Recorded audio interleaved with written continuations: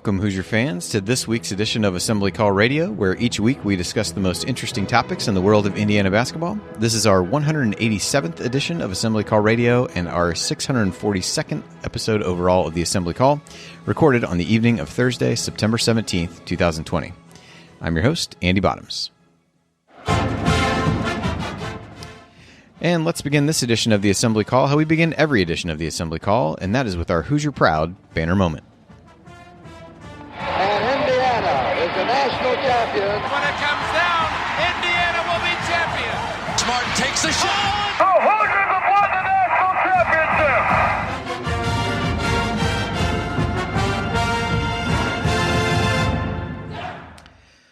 Well, Wednesday turned out to be an eventful day in Big Ten country, with football announcing its return and also the announcement from the NCAA of when the upcoming basketball season, yes, that's right, the upcoming basketball season will begin. So we at least have a date to look forward to at this point, November 25th. Sorry, I wish it was October 25th, is out there, which is about 70 days, about 10 weeks from now. So, this time in 10 weeks, it'll be Thanksgiving, and we'll have hopefully a day of college basketball under our belt. So, I don't know, after what has been the longest and weirdest offseason that we could ever imagine and hopefully will ever see, I'm glad that we at least have a date. A lot of things have come into this. We've talked about it, these past handful of weeks, where going through what can the basketball side of things learn from football. They've done a better job of planning things out and trying to get ahead of things, and so now they've got the better part of 10 weeks to get everything in place, whether that be schedules, testing, all the things that are necessary to hopefully make the college basketball season happen. And even though it won't be normal by any stretch, whether that be number of games, where games are played, fans in the stands, all those kinds of things, it will likely be far from normal. I think I speak for all of us here when I say it will be a fun time to get back and be able to actually have a post-game show to talk about an IU basketball game, which hopefully will come somewhere on or around November 25th. So that is the easy call for this week's banner moment. And now let me introduce my esteemed co-host for this week's show. He's one of the most dedicated Indiana fans on earth, and as one of the co-hosts of Crimson Cast, he's one of the true OGs of Indiana sports podcasting. He also clearly underrates Tom Coverdale's performances in clutch situations. Coverdale's like a real early James Harden. He is Scott Caulfield. Scott, welcome. Thanks for joining me tonight. And what's on your mind with the big announcements in the Big Ten this week? Andy, thanks for having me, and great to see you. I'm so happy that the Big Ten decided to drop this for me on the ACE. When I come on Assembly Call Radio, you guys invited me earlier in the week, and I'm like, yeah, I'd love to join. I don't know what we're going to talk about. And then, we were definitely bailed out in a big way by Wednesday's news, for sure. Yes, and pushback. We had a lot of great segments. We were going to talk about all in depth of the 1924 season, dig into 25. No, it's good. I mean, I will paraphrase something. Galen and I did a podcast this afternoon. It's posting up sometime soon on Crimson Cast. But I will just say he mentioned something I think is something that needs to be said for all of us. Like, it's okay for us to be happy this is back. There's a lot of things tied to this. There's a lot of pieces where we can be concerned about, the health and safety of students. I think those are all true things too, but we're all sports fans. And it's okay to be happy and excited that IU athletics is coming back. And so, I kind of want to focus on that vein. Like, I'm fired up, football's coming back. And I think this also means that for sure basketball is coming back. I know it was announced, but I was kind of concerned the Big Ten was going to be kind of, stuck in the spot where it's like, maybe we can't play basketball because we're not playing football. Like, now, for sure, we're going to have basketball. If everyone else is playing, the Big Ten will be playing now, because they're definitely not going to back out of basketball if everyone else is playing after they kind of just foul that up with football. Yeah, I mean, I'm hoping in the same way that even the NCAA from a basketball perspective has learned from some of the lack of planning from a football standpoint. Yeah. I think the Big Ten obviously has a lot of lessons to learn on a variety of fronts, regardless of your political viewpoints and anything else. I think the kind of public relations handling of it was pretty much poor from start to finish, and now they even coming back have a little bit of egg on their face with some of that. But yeah, I'm like you, excited to have that to look forward to, and seems like they're putting the right protocols in place to protect people as best they can. So with that, this week we're going to talk about a handful of Hoosier headlines. We'll spend most of that time really talking a little bit more about football. The Crimson Cast episode is out, so certainly would encourage people to listen to that. I listened to it this evening. So as always, Scott and Galen are great sources for IU football discussion. And then we're going to talk about what we know, what little there is we know about the framework of the college basketball season. And then we got a few listener questions that we'll sprinkle in here, and potentially some in-depth Cameo discussion to be had later in the show. So all of that coming up this week on Assembly Call Radio.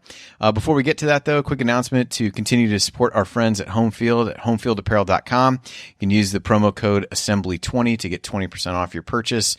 They have continued to roll out their schools as part of Big News Saturday. I think they're on week 9 or 10. At this point, Auburn was the record setter, I believe, after last week, and based on the hints this week, looks like Colorado State. So potentially some good stuff to be had there. But as always, a lot of great IU apparel that is out there. Something pick something up for the October return to football and the November return to basketball for sure. And again, you can use the promo code Assembly20 to save 20% off. So Hoosier headlines this week did have a media appearance from Kenya Hunter, new assistant coach Kenya Hunter. Had some discussion about that. Scott, we've talked about the hire on the show over the last few weeks since it was announced, but just kind of curious to get your early impressions of Kenya Hunter, whether that came from the media appearance this week or just other stuff you've read about him as the addition to the staff. No, I mean, I think it's good. I think. I think his recruiting ties are good, and the proof will be in the pudding. I mean, I think Bruiser Flint was there to be kind of the recruiting coach, and I think the same thing here. I mean, I think it's all good. I mean, the thing is, like, I've never been assistants. Kind of, it's something to talk about, but it's like in the end, I'm not sure how much it's going to affect. Like in the end, what we have seen is that under Archie, things are more stable than the last 4 years. You've seen a growing uptick in the number of, 4 and 5 star recruits. We've got I think 4 Mr. Basketballs in a row, or 3 or 4, like the most it's been a while since I've done the research, like most in a long period of time. So things are going in the right direction. My only hope is that it all sounds good. I like the hire. I just hope that it didn't disrupt anything that we had going, because we did seem to have a lot of positive momentum in recruiting. But it's one of those things where the proof will be in the pudding. Unfortunately, with kind of the recruiting assistants, you don't know it for like 18 to 24 months. There's a really long tail on these things. So I think it's good, but you can't say like, oh, we just signed somebody tomorrow. Like, it really has nothing to do with that. So, we'll probably know in 2 years when unfortunately it's too late. Yeah, I think it's one of those where, initially after the hire, they put out a few offers to guys that he had some ties with back at UConn.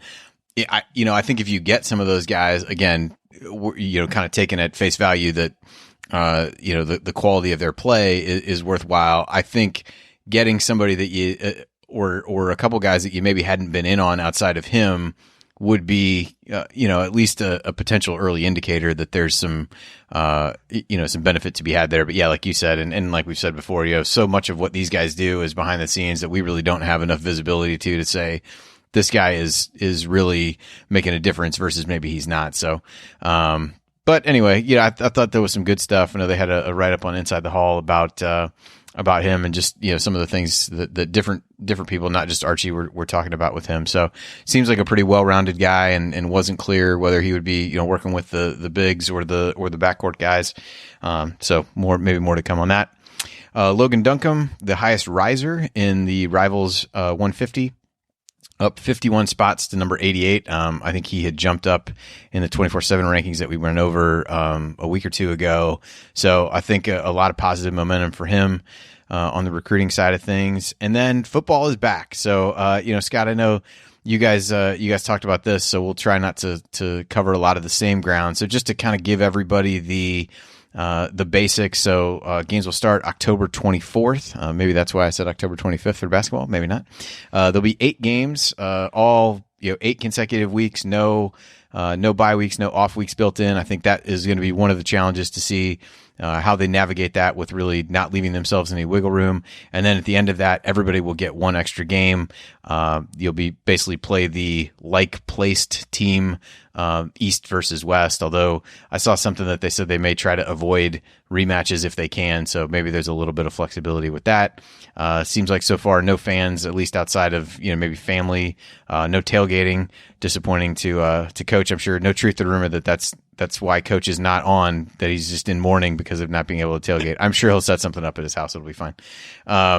IU started daily testing today. The Big Ten starts covering the cost of that come the end of the month. And then scheduling wise, this is kind of the interesting part. Everybody goes immediately to the negative end of this, which is reasonable. Lee wrote in, IU football will schedule 8 games. Will IU play 4 games each against Ohio State and Michigan? Hopefully not. So basically the way the 8-game schedule will work, at least as I understand. No, it's going to be 3 against Ohio State, 3 against Michigan, and 2 against, Michigan State. And 1 against Penn State. Maybe Penn State. Yeah, exactly. So they'll play the 6 teams in their division, and then they'll have 2 crossover games. So I have to think they'll keep the protected rivalry as one, which would be Purdue. The other one is the question mark for IU. I saw Zach Osterman tweet something out that basically somebody had said that the 9-game schedule the Big Ten released days before, saying they weren't going to play the season, had that they would keep 2 of those 3 crossover games. So the 3 that IU had at that point, as best I could tell, were Purdue at home, at Wisconsin, Illinois at home. So Zach speculated that the Wisconsin one is the one that they would keep because it would balance out the home road piece. I am, given the Eastern Division schedule, I am hopeful that perhaps that is not the case, but time will tell about how the schedule goes. So I guess, Scott, without really knowing, the schedule is the big unknown at this point, whether it'll be front-loaded, back-loaded. IU's kind of seen 2 different versions of that, where I think the original version of the full schedule, you felt pretty good getting past that Wisconsin game. The 9-game schedule seemed like it flipped on its head and got off to a really rough start. So we don't know that yet.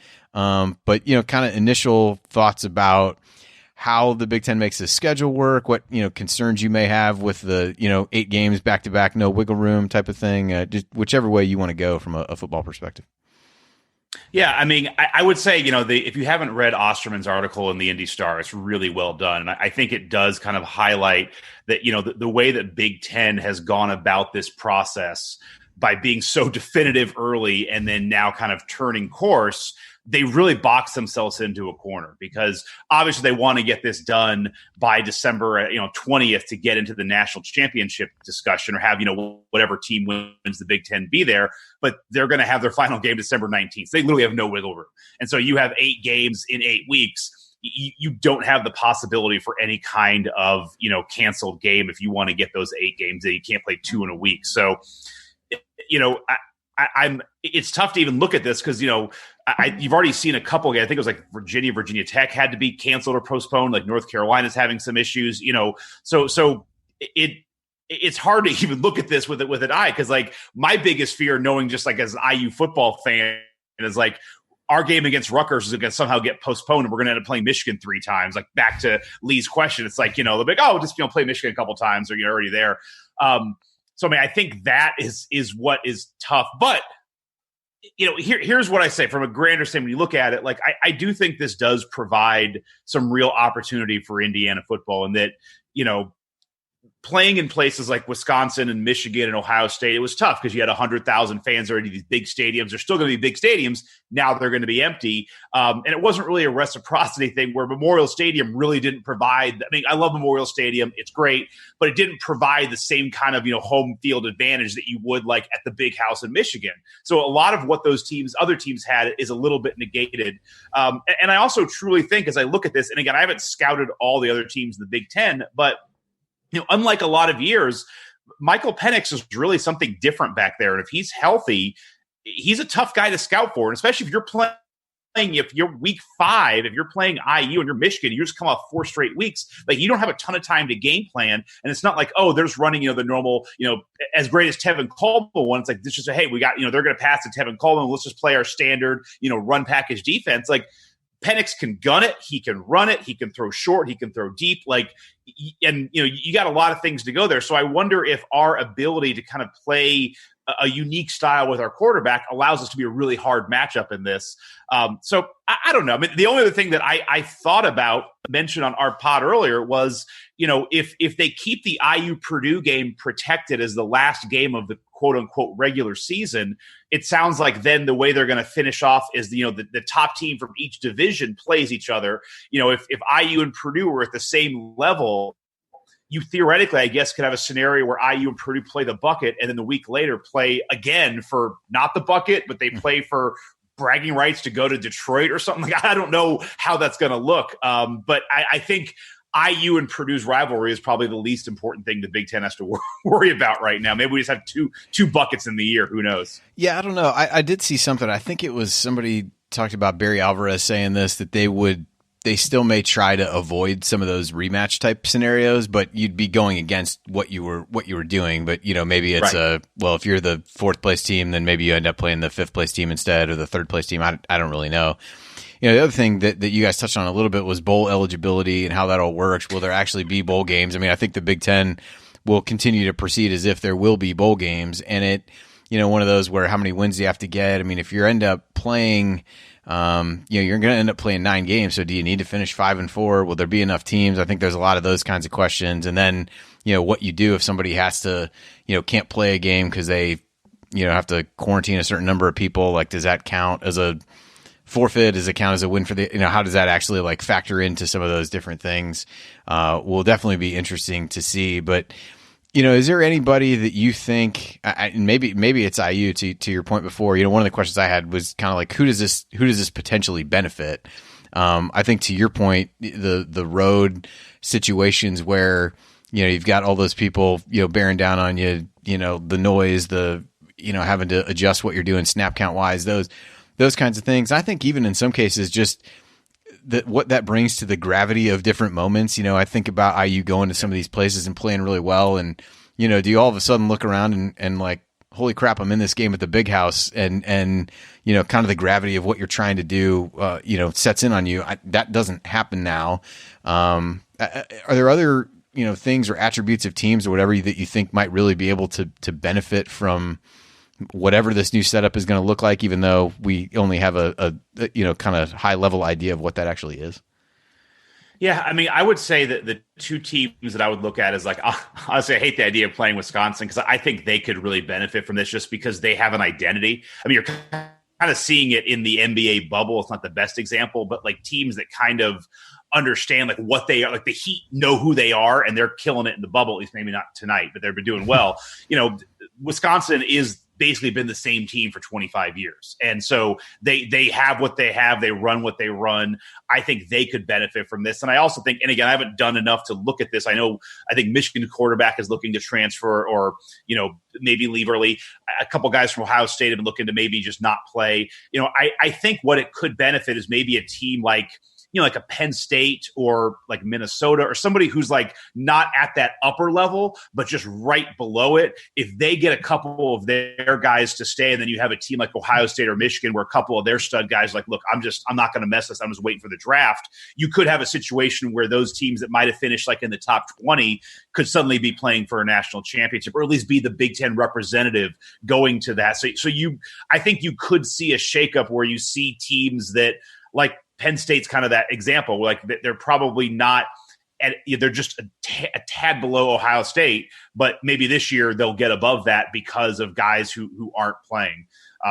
So I mean that's what I would say. And again, I'm a homer. I don't know. I think this benefits Indiana. I just really do. I mean, we're for the reasons I mentioned before. And again, I'm a homer, and if there's ever a year for us to have a good year, it would be an odd year like this. And by the way, if we finish second in the Big Ten in a COVID year and everyone's like, well, that doesn't count, it's like, you can go pound sand, because I will take it all day long. If we make the Big Ten championship, it's like done. And also too, last thing is like, if we beat Ohio State, if there's no fans there, like, I don't care. Like, you could tell me, oh, there was no fans in the horseshoe. Who cares? Like, I care. Because guess what? We've played 35 years. We can't do it without fans. Like, we don't need to set the bar higher. It's like, just beat them once in my lifetime would be awesome.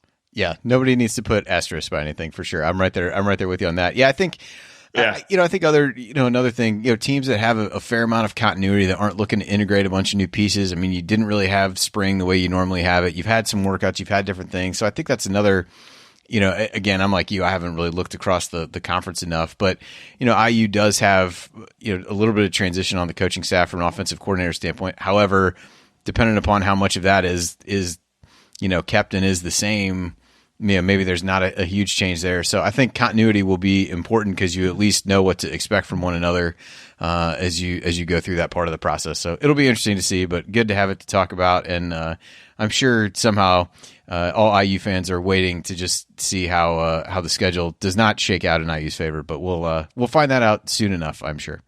Yeah, I know. All right. So with that, we're going to talk a little bit about the basketball announcement that was made coming up next. Kind of what do we know at this point? What are some of the outstanding questions we have? So we'll hit the hoop side of things next here on the Assembly Call. Stick with us.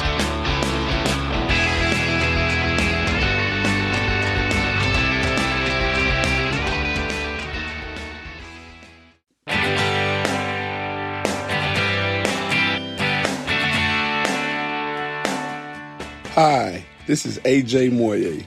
What's the only thing better than upsetting Duke in the Sweet 16? Celebrating it with friends afterwards. Join Jared, Andy, Ryan, and Coach for the Assembly Call after every IU basketball game. Go Hoosiers! All right. Thanks, AJ, and welcome back to the Assembly Call. You can find all of our content at our website, assemblycall.com. And if you ever want to join the chat mob during our unedited live broadcasts or watch those replays and see all the between-segment banter, then check out our YouTube channel at youtube.com/assemblycall.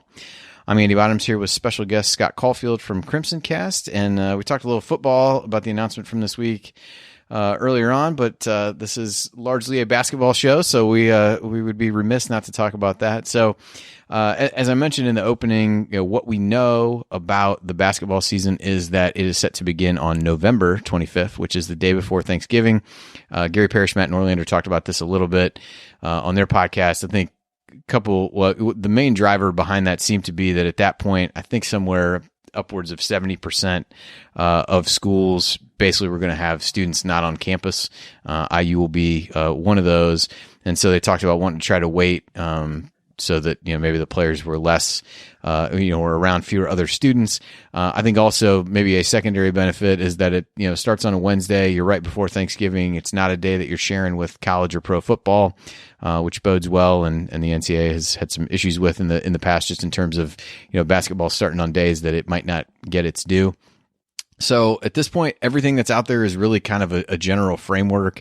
They've got some suggestions or recommendations, if you will, in terms of non-conference games. They'd like everybody to play at least 4, but it's not a mandate. So, what with IU, this is really the big thing, Scott, that I wanted to touch on first, because we did get a couple questions around scheduling.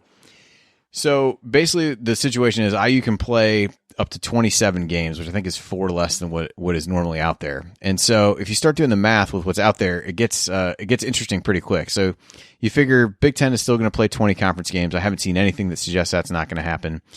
IU would still plan to play in the Maui Jim Maui Invitational in apparently Asheville, North Carolina, or Indianapolis, which is obviously going to be probably held at a different time, but that's 3 games there. Big Ten ACC Challenge, which I saw a couple tweets today that suggested it might get pushed back, but I think they'll want to have that from a TV perspective. That's always a good TV event. IU, I believe, is scheduled to play in the Gavitt Games, Big Ten Big East, which is always early in the season, so that one definitely would have already been played by the time the new season start date is, so that one will get pushed back if not canceled. Then you got the Crossroads against Butler. I mean, if assuming all 3 of those those events go forward, you've used 6 of your 7 games right there, and then you only got 1 left. And IU had previously announced games against NJIT, Robert Morris, Western Michigan, and then against Nebraska Omaha. So I'm not sure whether, I think Maui certainly happens, but whether all 3 of the Big Ten ACC Gavitt Games, Crossroads games happen is kind of unclear. Maybe they can have the Butler game count for both the Crossroads and the Gavitt Games to save time. And then you've got one other game to schedule. So, Scott, how do you think that plays out? I mean, do you think one of those gets nixed, like IU backs out of the Gavitt games and wouldn't end up playing that one? Like, how do you figure you do that? Or is the schedule just going to be that difficult and you really only have one, quote unquote bye game in a year like this? Yeah, I mean, this is like Tom Crean's nightmare of like no cupcake. I mean, by the way, like at Georgia, he definitely, I'm sure right now, Georgia, he's trying to get out of all these games and like trying to play 35 games against Robert Morris. I mean, I think it's just the way it is. I mean, this is something I've been thinking about with college basketball is so many of these programs like, the Southern Mississippi's and kind of these smaller schools, like they made their money off of just playing 30 road games around the country. They can't do that anymore. And so I do think it's going to be this difficult because I don't think I haven't looked into I'm not going to. I say like I haven't. I'm not going to dig into the contracts, but it's like I don't think Indiana, if they're in the Gavitt games, could just back out. I mean that's two conferences set up. Like if they're in the Big Ten ACC, they can't just back out of that. Maybe they can get out of the Maui Invitational, but Maui, like whatever that is, wherever it is, they want to still have that. I think you're kind of committed to all of this stuff based on contractual obligations. And those are the marquee games people want to see. I mean, the plus side is everyone's going to have the same problem. Like if you're Illinois, if you're Iowa, like every other team in the Big Ten and every other major conference is going to have the same issue where you're basically just playing a pretty brutal schedule. But, we're hoping Indiana's going to be top of the Big Ten, top 5 in the Big Ten. And so really it's like, all right, we're playing with the big boys. We have a really good team. Let's go out there and show it. I mean, I think the one to me, it's like the one that would be easiest to back out of because there's probably less contractual obligations to be the Crossroads. But to me, it's actually the easiest one to play. It's like all the 4 schools are here. And theoretically, if you're trying to do kind of a pseudo bubble thing, you could play 2 games here. You could play Indiana Butler, Indiana Notre Dame, swap it around. Just don't play Indiana Purdue. And you could have that way all the 4 teams could get 2 games in instead of 1. You could do it over the course of like 2 days, all in Indy. Yeah, that's one of the things they've talked about with some of these other tournaments is like they're going to get these teams in the same place. I know they're hosting some of these events in Orlando. And then it's like, well, even if you weren't going to play – you happen to not draw a particular team, but you're both in the same place. You're already in that bubble, kind of what you described with the Crossroads. Like, would you go ahead and just play that game? You're limiting your exposure in different things, and you have that. The Gavitt games is the one that's odd to me because I think your obligation is that you have to play so many times within I forget what the number of years is, within a X year period. And so I know IU's done some of that. I think there was some speculation of whether they play this year or next year. Like maybe you could do that, but then you got to find another Big Ten team to take your spot. So it's not like you can just say, I'm not going to do it. But I would also imagine some of the Big East teams are going to get squeezed in the same way. And maybe you just don't make that one work. But yeah, I would agree with you. I think the Crossroads is the easiest one to do. I think what it ends up meaning is you don't really have that, kind of on ramp of games where you get some things under your belt, maybe, play a couple lesser teams and get yourself there. But I think the other thing that some of these, smaller teams are going to be faced with, probably Western Michigan maybe is the exception of the ones that IU already had on the schedule. But, a lot of the things with these smaller schools is like they can't afford to do the same level of testing that the Big Ten is going to, require or do.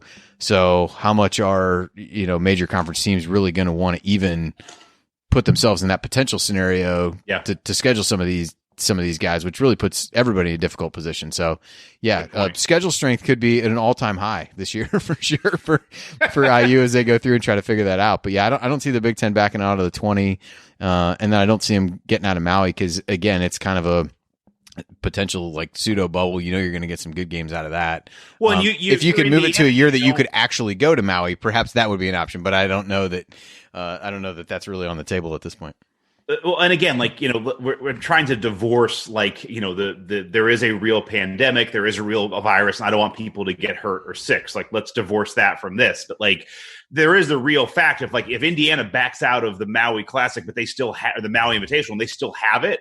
It's like these are tournaments that teams bid to get into, and it's not like we're just guaranteed to go to Maui every 4 years. So it's like if we back out and we put Maui in a bad spot and they got to, some other team will step up and like, all right, we'll play. And then it's like, they get in like Virginia Tech or something. And it's like, all right, well, in 4 years when Indiana wants, like now you want to come back when it's in Maui and things are going well. It's like, man, forget you, man. We're going against somebody else. I mean, I think there is some of that too, that you're you're not guaranteed to go to that. Like the people bid to go to these conferences. The Maui one's going to be fun because the naming of it was already stupid because it was like the Maui Jim Maui Invitational, and now it's going to be like the Maui Jim Maui Invitational from North Carolina. Like it's just going to be this super long name. I just hope they at least still do the gimmick where the guys wear the Hawaiian shirts. Like just have the coaches wearing the Hawaiian shirts in Indy in December. That'd just be really funny to me. Yeah, where they would have different contests and stuff outside, have a luau, do the whole thing. Just pretend as if everything is the same, that you've just moved it to a different location. It's perfect. Yeah, luau outside of Banker's Life, just on Georgia Street. Yeah. What could go wrong? So the other thing that kind of came up, and I haven't really seen this confirmed, but there was some in some point there was a quote from Dan Gavitt that suggested that the net for this year may be obsolete. Some of that I think we've talked about a little bit. I think when Coach and I were on a couple weeks ago, talking about how some of that really needs there to be non-conference games to be able to, establish which conferences fall where. Said it may be obsolete for this year, and they may go back to relying on the eye test. So that is potentially, terrifying for really everyone. I do think the selection process, all kidding aside, is going to be impacted by this. How it'll be a little bit tougher to tell, but I think some of these mid-major teams are going to have a, if they don't draw somebody in one of these exempt events, I think they're probably going to have a hard time getting games against some of the better teams that might really put them on the map. And then otherwise, if you have teams that really just didn't go out and happen to play very few non-conference games, some people might play none. The 4 games is really just a suggestion. So the selection process could get a little hairy as we go through and try to figure that out. But I guess having a selection process would suggest that you've made it through the season to that point. So I guess that's a good problem to have. But yeah, go ahead, Scott. I mean, what I would say if Dan Gavitt's listening, Dan Thurstoff, thanks for the approval. Please tweet and like us. But what I would say is, I think the opposite. I think the net obsolete, but I think you should have I think it's kind of, it was, Krzyzewski brought it up, the idea of having everybody in the tournament. I think it's a little bit nuts, but I don't know if there's not a reason to, you could still have, you rely on the eyeball test, but then why not just put everybody else in the NIT?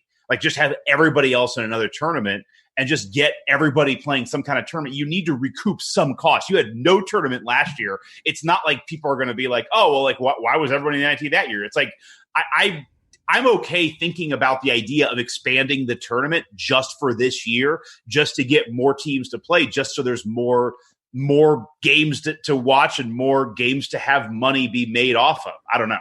Yeah, it's interesting. I read Matt Norlander had an interview with Gavitt and talked through some of that stuff. It didn't seem, he kind of asked some questions about potentially expanding. Didn't necessarily seem like that was completely on the table. And even he kind of took it the other direction, Matt Norlander did, was to say, would you even have the first 4 in Dayton? Because now you're trying to get all these teams just, if you had your 4 regions, would you bubble up your different regions or whatever else. So yeah, it'll be interesting to see what it means for the tournament. I don't think it gets scaled back to any more than the 64 that it used to be.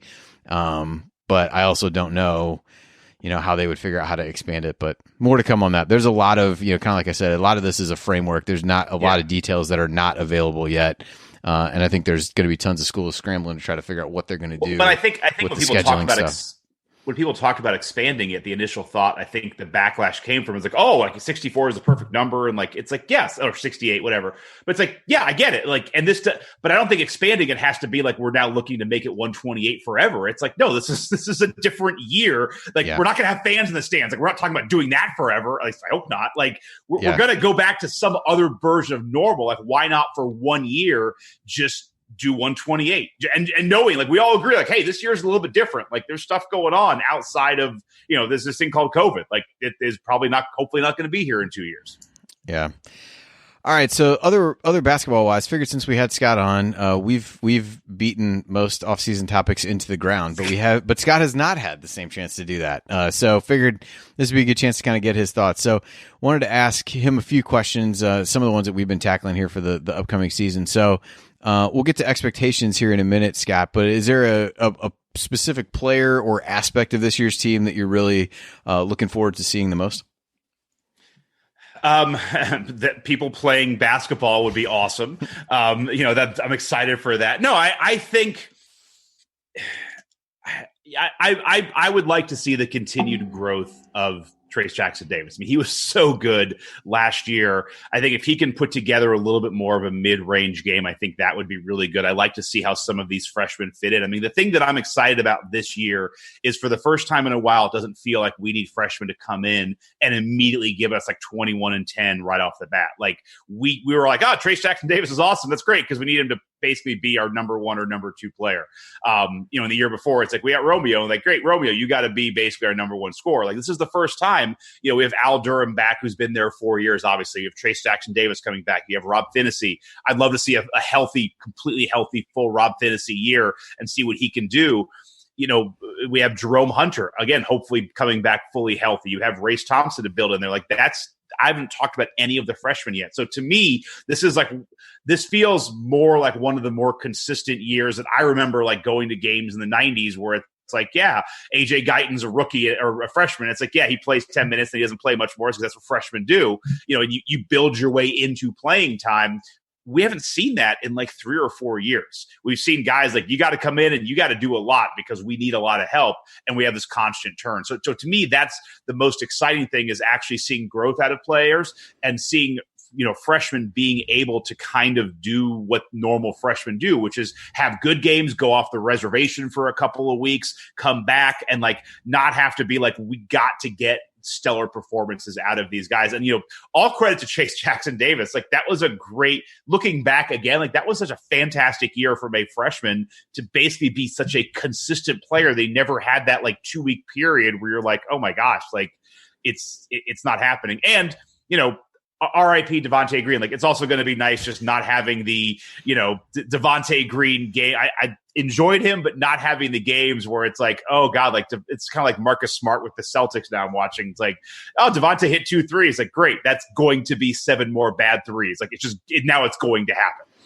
Yeah, it's interesting that you mentioned that with the freshman stuff, because I think similar to what brought up with football around continuity and how much of a factor that might play. I mean, we tie that in with the schedule of not really having that on ramp of easier games or things like that. I think having a team that, yeah, you lost Devontae and Justin Smith, but the other core pieces of last year's team are back. You have to think that helps at least a little bit.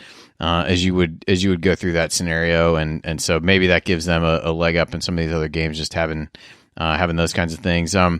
So in terms of how you see lineups, actually, I'll ask you this question. The other week we talked about who we thought the kind of second most indispensable guy was outside of Trace. That's the obvious answer for number 1. And so I think Al Durham was thrown out, Lander was thrown out, Jerome Hunter.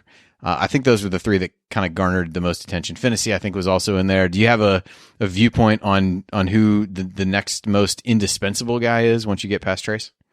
I mean, it's got to be Joey Brunk.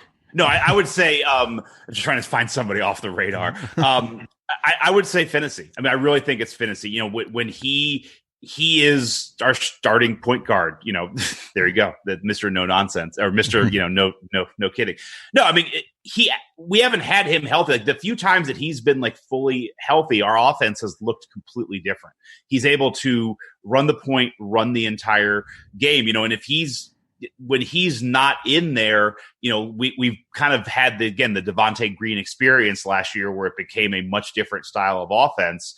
But if he's not healthy again this year, you're going to hand it over to, Franklin or, a freshman, or, Al Durham is so much better as a 2 guard. Like he was getting so good last year at driving to the basket, getting shots. He can play point, but I don't think that's where he's going to excel. So to me, everything gets set up with Rob Finney, and his 3-point shooting has been good. I think it can get better. I would love to see him. I want to see him have an entire year healthy. So I look at that as like he's maybe the second most indispensable player. The other person that I would throw out would be, again, Jerome Hunter. He's really, really good. Again, it's like an injury thing that we've got to get past on him. But if, he was one of our better 3-point shooters to end the year last year. And if you have a guy who's 6'9", who can pull the defense away from Trace and leave him, single covered down low on one-on-one coverage down low in the post, that's a huge advantage. And so I would say fantasy, but I would also put a lot of stock on Jerome Hunter as like he's also a very important player that if he comes back and he's as healthy, I mean, people forget he was the second highest recruit in his class. He just kind of fell off because of the injury and has just taken time to come back. And so honestly, this might be good for him because it's kind of like Michael Penix in football. It's like it's just more time for him to get fully back into game shape. Yeah. So you alluded to this in one of your earlier answers in terms of like wanting to, see the team be top 5. And we've talked about this a lot. I mean, what are your expectations, or what do you think are realistic expectations for the team coming into the season, or maybe minimum expectations of yours in what is shaping up to be a really pivotal year for Archie? Yeah, I mean, it's funny. I was talking to you before we started, and I was talking to a couple other friends about this. Like, do you count last year as a tournament year for IU? I mean, obviously, I'm aware of COVID. I'm aware there wasn't a tournament. But how is that chalked up? I mean, I guess the answer is yes with a big asterisk. But if it's not a no, it's not fully a yes. I mean, we're on the bubble. We probably were going to make it, and I don't know. I mean, it's tough because it's like if we don't make the tournament this coming season, obviously there's a lot of extenuating circumstances. So you can't just say, all right, the seat's going to get hotter. But on the flip side, it's like that's 4 years. And there's real years that have gone by. And it's like I've really not seen Indiana in the tournament for 4 years under Archie Miller. And so I don't know. I mean, my expectations are I look at kind of Illinois as a good comp. When they hired Brad Underwood, they were in a very similar spot, if not maybe worse than where Indiana was. And, last year they were 21-10. They were ranked. They have a really good team coming back. I kind of stand by this. It doesn't take 4 to 5 years to turn things around if you really have everything together and you know what you're doing. You look at all of the coaches who've been very, very, very successful in college basketball. By year 3 or 4, things are turned around and they are on the trajectory for where they're going to be. Even I hate making the correlation, but even, I don't have it all in front. I really should have been a little more prepped. I apologize. But even like Crean in year, 1, 2, 3, 4, Crean's 4th year, that's the year we beat Kentucky, where Christian Watford had a shot that people know about. We're 27-9. We go into the tournament. We play Kentucky really well. They in the Sweet 16. I mean, by year 4, he's in the tournament. By year 5, he's got the number 1 team in the country. And so it does, and we all have our feelings about Crean, rightly or wrongly. It's like by year 4, we were beating number 1 ranked teams in the country and going to the tournament as a protected seed. So we were a 4 seed that year. Yeah, I think maybe 5. Anyway, it doesn't, whatever. Yeah. I mean, we're a high seed. So I stand by that. Like there are a lot of extenuating circumstances happened the last 2 years, but I still stand by year 4, any coach should be able to get this turned around. Not to mention Indiana's got the highest recruiting budget in the Big Ten. We have a lot of things on our side. So to me, the expectations are, top 5 Big Ten easily. You got to be in the top 5 of the Big Ten. In my mind, you can't just be eking into that 5th place spot. You should probably be in the top 4 or 3. And I think you need to be looking at making a legitimate run at the second weekend of the tournament, assuming the tournament, is not 128 teams. Like, hey, we 96. I mean, like under the normal rules of a normal tournament, you should be making, you can't just be, winning as an 8 seed and then getting boat raced by the 1 seed in the second round. Like you got to do a little bit more. And, part of this is because there was a lot of, unfulfilled expectations in the first 2.5 years of the Archie era that I think it's like the check is coming due.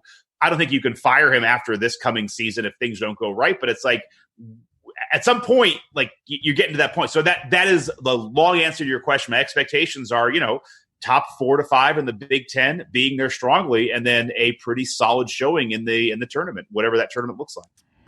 I mean, what were your? I've not listened to all of it. What are your expectations for this year? I think it's similar. I think you want to be, I think a top 5 in the Big Ten, and if you do that, then you're comfortably in the tournament. I think that's really where you want to be. The fact that we can debate. There's no tournament last year, so I can say that I felt like at the time that the season ended, they would have been in, but they wouldn't have been in incredibly safely. So I think that's the part that's you can't be squeaking out a bid to the tournament, I think, at this point in year 4 based on what they've got coming back. So we shall see. But all right, so coming up in our last segment, we are going to hit on IU people with IU ties on Cameo. So idea that Scott had. So stick with us here to talk about that on the Assembly Call.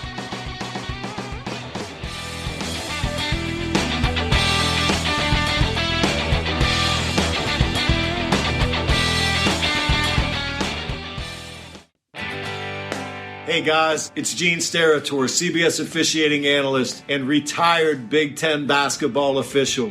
You know I have never listened to the Assembly Call, and to be honest, I don't intend to. But if you listen, make sure you ignore anything Ryan says about officiating. He's really good from the seat of his pants, but I wouldn't trust him on the court with a whistle around his neck. Time has proven him wrong on virtually everything. Take care. We'll talk soon. All right, thank you, Gene. I picked that one because it's good for our topic here in our final segment. So welcome back to the Assembly Call. I'm Andy Bottoms here with Scott Caulfield of Crimson Cast. And remember, you need to be subscribed to our email newsletter. We send out a weekly IU news roundup, even during the offseason. And after every game, we send out a detailed post-game analysis. So just text IU to 66866 or go to assemblycall.com. That's IU to 66866 or go to assemblycall.com. So with that, Scott had this idea, so I'll let him set it up. We don't have a ton of time, but we'll at least go through here. So Scott, I'll let you set up your Cameo-related idea for this segment.